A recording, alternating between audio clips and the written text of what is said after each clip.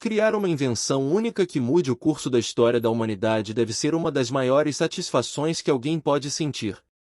É difícil imaginar o prazer experimentado pelas pessoas que estiveram por trás de criações brilhantes como a roda, o concreto, a máquina a vapor ou a internet. Mas nem todas as invenções possuem fins exclusivamente benéficos para o mundo. Existem algumas que na verdade deixaram consequências trágicas e até macabras. E alguns dos gênios por trás dessas terríveis descobertas terminaram atormentados pela sua consciência. Aqui contamos a história da origem da arma mais letal da história, a bomba H. Robert Oppenheimer, o pai da bomba atômica. Nenhum outro cientista esteve mais ligado à criação e ao uso das bombas atômicas durante a Segunda Guerra Mundial do que Robert Oppenheimer.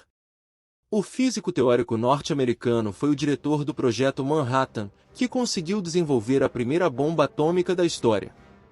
A bomba foi detonada no deserto do Novo México, Estados Unidos, em uma operação denominada Trinity, em 16 de julho de 1945, menos de um mês antes do lançamento das bombas sobre Hiroshima e Nagasaki, no Japão, que se estima tenham causado a morte de 150.000 a 250.000 pessoas.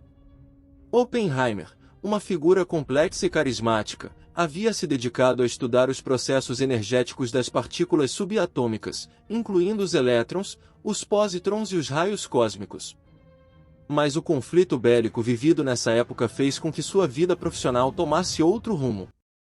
Depois que Albert Einstein enviou uma carta para o então presidente dos Estados Unidos, Franklin Roosevelt, advertindo sobre o perigo que ameaçava toda a humanidade se os nazistas fossem os primeiros a fabricar uma bomba atômica, a ideia de criar uma arma nuclear se tornou prioridade para o governo dos Estados Unidos.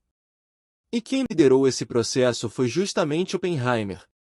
Ele começou rapidamente a pesquisar um processo de separação de urânio-235 do urânio natural e determinar a massa crítica necessária para a fabricação da bomba.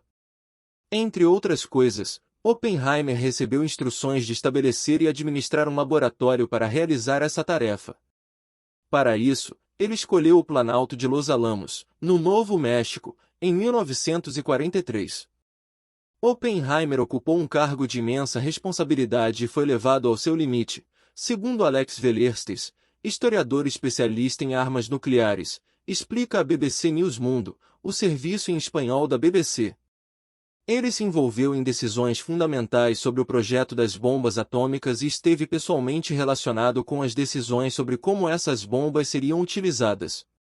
Ele pleiteou que elas fossem usadas contra cidades e estava no comitê que decidiu onde exatamente as bombas seriam lançadas, acrescenta ele.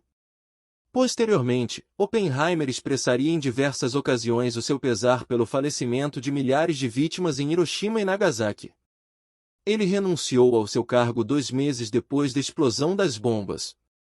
Entre 1947 e 1952, Oppenheimer foi assessor da Comissão de Energia Atômica dos Estados Unidos, quando defendeu o controle internacional do poderio nuclear, para evitar a proliferação dos armamentos nucleares e frear a corrida armamentista entre os Estados Unidos e a União Soviética.